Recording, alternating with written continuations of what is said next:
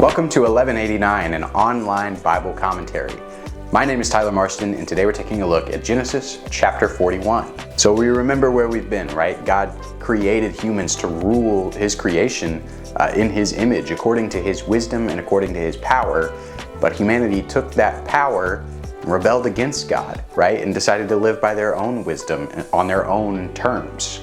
And we find that humans ever since have been abusing each other and making each other suffer and causing harm to each other. And Joseph has been a victim of this exact type of suffering. We've also seen people who have suffered in the past use that to turn and excuse their own actions to seek vengeance or seek retribution. And Joseph, interestingly, does not do this. He actually acts more righteous than any person we've seen in the story so far. When he gives an honest report about his brothers, they sell him into slavery. When he diligently serves Potiphar and rejects his wife, he gets thrown into prison. And when he dutifully even ministers to those people he's entrusted with in prison, they forget about him when they leave. And Joseph is just sitting in the prison waiting on the cupbearer to remember him. And we begin to think maybe God has forgotten him too. But thankfully for Joseph and for us, God doesn't abandon him. He's going to use all of this suffering, all this pain he's experienced for Joseph's good, for God's glory, and the deliverance of many nations, as is going to be evidenced through Pharaoh's dream in chapter 41. So verse 1 says that 2 full years of Joseph just waiting on the cupbearer to remember him have passed. And that's when Pharaoh has 2 dreams of his own. In the first one, there are these 7 fat cows that come up out of the Nile, and then 7 more skinny ones follow them and swallow them up.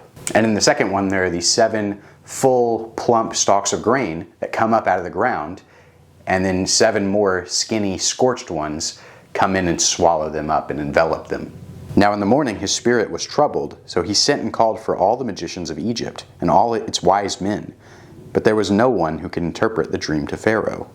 So Pharaoh can't find anyone in Egypt who can interpret his dream, and that makes sense because they're worshiping idols. They're interpreting dreams by idols, man-made images. They're trusting in their own wisdom, not in God's.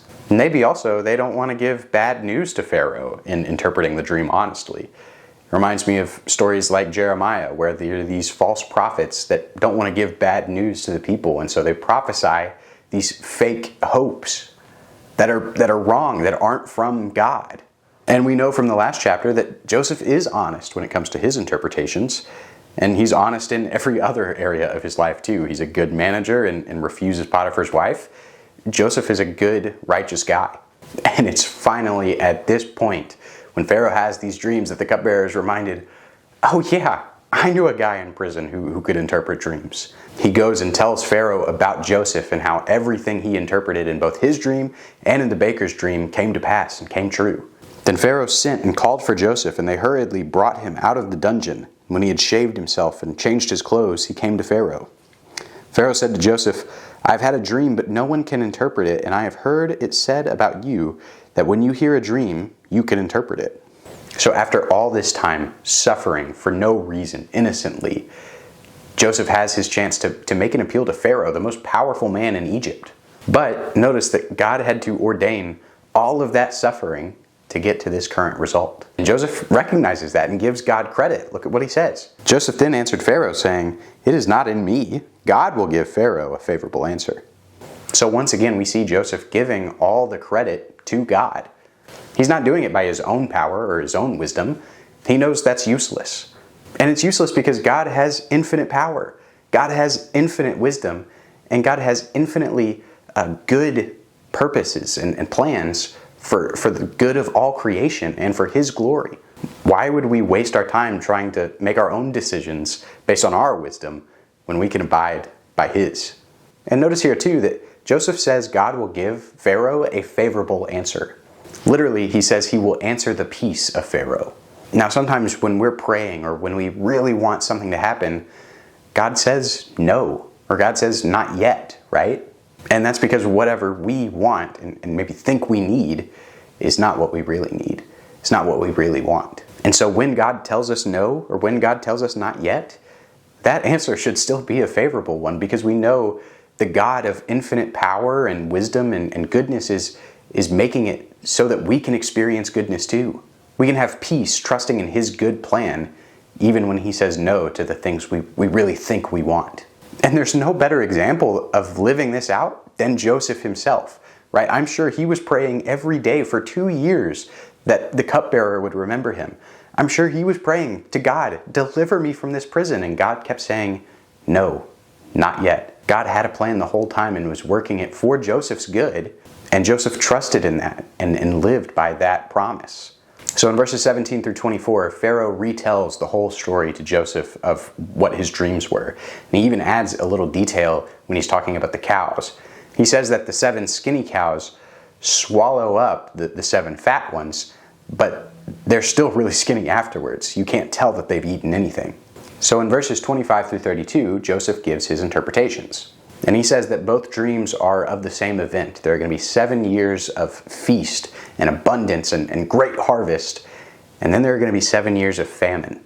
And the famine's not going to be just any famine. It's going to be so bad that all those years of abundance are forgotten about. And so Joseph gives his advice on what Pharaoh should do. Now let Pharaoh look for a man discerning and wise, and set him over the land of Egypt. Let Pharaoh take action to appoint overseers in charge of the land, and let him exact 1/5 of the produce of the land in Egypt in the 7 years of abundance. Then let them gather all the food of all these good years that are coming, and store up the grain for food in the cities under Pharaoh's authority, and let them guard it. Let the food become as a reserve for the land for the 7 years of famine, which will occur in the land of Egypt, so that the land will not perish during that famine. Now the proposal seemed good to Pharaoh and to all of his servants. Joseph's advice is very wise. He says, during those 7 years of abundance, store up more food than you think you need, because 7 years of famine are going to come. And notice that vocabulary in Joseph's solution, talking about ruling over the land and in charge of the land, appointed over the land. It's similar to how God talked about the creation of man in chapter 1, when he said, let us make man in our image, and they will be in charge over the land. They will reflect our image to our creation. And Joseph's advice is still good advice even today. While we've got our gifts from God, we need to be smart with them. We need to use them for God's glory and God's purposes, because we don't always know when those will be taken away from us. Then Pharaoh said to his servants, can we find a man like this in whom is a divine spirit? So Pharaoh said to Joseph, since God has informed you of all this, there is no one so discerning and wise as you are. You shall be over my house, and according to your command, all my people shall do homage. Only in the throne will I be greater than you. Pharaoh said to Joseph, see, I have set you over all the land of Egypt. So to Joseph's surprise, Pharaoh appoints him to do this job.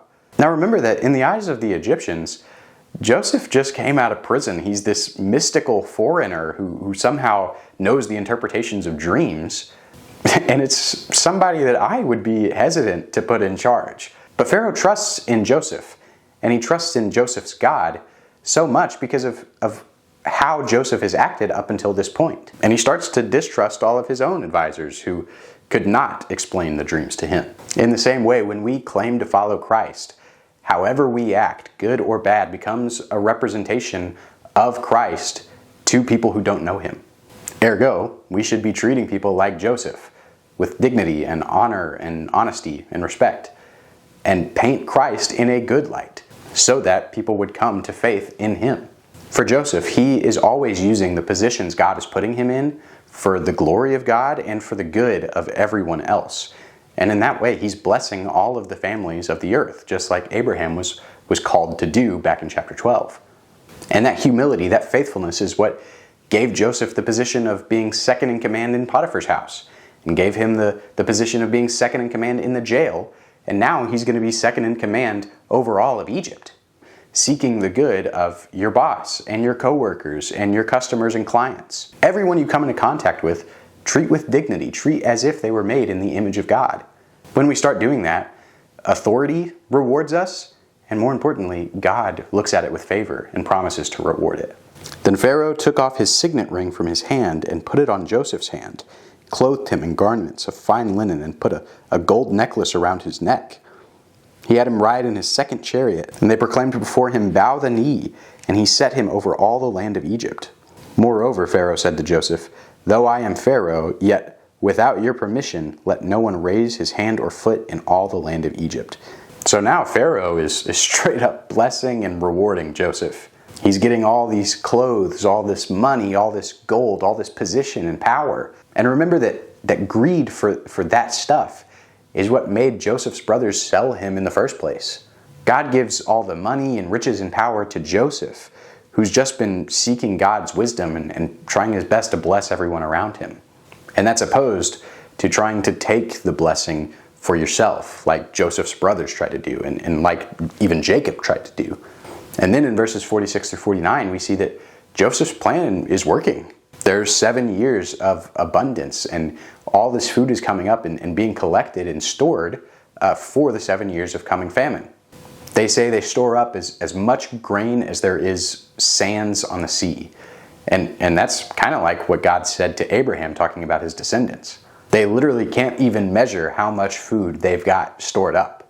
Now before the year of famine came, 2 sons were born to Joseph, whom Asenath, the daughter of Potiphar, the priest of On, bore to him. Joseph named the firstborn Manasseh, for he said, "God has made me forget all my trouble and all my father's household." So Joseph has 2 new sons with his new Egyptian wife. He names the first son Manasseh, which means causing to forget, because God has made him forget all of the pain and all the suffering he's experienced in the past. Now, so far in the story of Joseph, we've seen how the cupbearer forgot Joseph, or how the 7 years of abundance will be forgotten by the people in Egypt because the famine will be so bad. But the word that's actually related to Manasseh's name is a different word for forget. The normal Hebrew word for forget is shakak, but the one here related to Manasseh's name is nashah, and it's only used 5 or 6 other times in the whole Bible. So it's a stronger form of forgetting. It's more intense. God hasn't just made Joseph's suffering slip his mind. He's erased it from his memory completely. Now, it's obviously not like Men in Black, literal mind wiper stuff, but Joseph sees the reason he had to endure what he did, and he no longer feels pained by it. One day, and it may not be until we're with Jesus in the new creation, but one day we will experience the same thing. We will be caused to forget all of the pain and all of the suffering we experienced in the past. We'll be able to say, "Oh, I endured this so I could do this. I had to experience this so I could become like this." God has a purpose for all of it, and one day we'll know what it is. But until then, we've got to faithfully and dutifully continue to believe in God's plan. He named the second Ephraim, for he said, "God has made me fruitful in the land of my affliction." The second son he names Ephraim, which means fruitfulness. God is making Joseph fruitful, and God is making the land where Joseph lives in fruitful, even in the years of famine to come. And notice how, as we get to the end of Genesis, we're beginning to close that narrative loop, right? Chapter 3, the curse, talked about how there would be pain and toil in reproducing children and in working the land and reproducing fruit from the ground. Now, Joseph is looking back on his life. He's seeing Ephraim and his sons and how God has provided for all of them. And he's saying, God has made me fruitful with the kids I have and with the food we have to eat. And look, we can see the progression of that fruitfulness too through the book of Genesis. In the beginning, God told Adam and God told Noah to be fruitful and multiply. He commanded it, but they couldn't live up to it. So he promised Abraham and Isaac and Jacob that he would make them fruitful and make them multiply. Now Joseph is able to look back on his life and the life of all his ancestors and say, God has made me fruitful. God has made me multiply. Don't forget that that's what Joseph's name means, right? He will increase. It's a progression of God fulfilling his promises, and he's beginning to reverse that curse that started as a result of human sin. Obviously, it's not a full reversal yet. There's still problems and there's still sin, but as for Joseph right now and this generation to come, man, all the families of the earth are going to be blessed by Joseph's actions. And it's a glimpse of the new creation to come, when everything will be set right? And we will be able to live with God again. But in the end, we know that there is still pain and there is still suffering, even currently, right? And we're reminded of that in the last part of this chapter. We see Pharaoh's dream comes true, and after the 7 years of abundance, there's famine, and it's a really intense famine too. But because of Joseph's reliance on God and Pharaoh's reliance on Joseph, the people have bread to eat. There are storehouses open in Egypt, so Joseph and his people will be able to have food when nobody else does.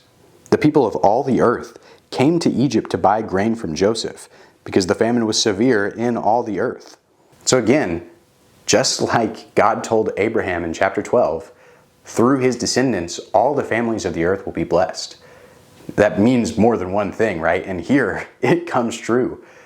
God blesses all the families of the earth through Joseph, Abraham's descendant. So Joseph's story is about humbly living by God's wisdom. Someone who does their best to serve God and serve others, even when it means suffering themselves. And let's not forget, that's exactly what Jesus did too. Joseph was ultimately rewarded in spite of his suffering for righteousness' sake. He was rewarded with charge of ruling all of Egypt and with children. In the same way, Jesus was also rewarded for his suffering for righteousness' sake. And he was rewarded with the same things. He was given charge over the entire universe, over all of God's creation, and he was given children too. We can be called sons of God because of what Jesus did for us on the cross and through the resurrection. And in the same way, if we humbly live by God's wisdom, serving God and serving all the people around us that we meet, even while suffering, we can be a blessing to those people around us. And we can do it in spite of suffering because we know ultimately there is a reward for us. Whether on this side of eternity or on the other, God will elevate us and reward us if we faithfully live by his word and trust in his son, Jesus. Thanks for watching 1189. Have a good day, and God bless.